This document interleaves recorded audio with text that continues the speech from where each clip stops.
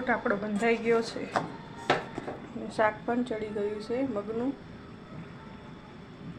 દહીંવાળું શાક ખાટું મીઠું બહુ સરસ લાગે છે। એકવાર ઘરે ટ્રાય કરજો મગનું શાક બનાવવા બહુ મસ્ત શાક બને છે। દહીંવાળું ખાટું શાક બનાવ્યું છે આપણે। શાક આપણું તૈયાર છે। તો આપણે હવે થાળી સજાવી લઈએ।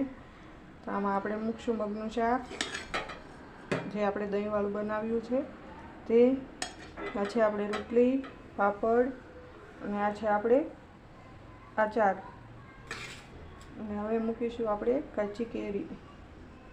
આપણે મીઠા મરચાંવાળી કાચી કેરી કરી છે તે આપણે મૂકીશું। આ છે આપણી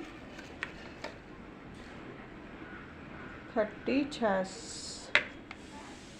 તો તમે જોઈ શકો છો આપણી થાળી છે રેડી।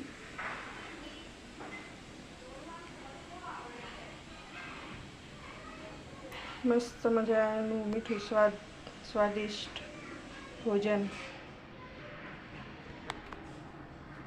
થોડું ગાર્નિશિંગ માટે આપણે મૂકશું ધનિયા।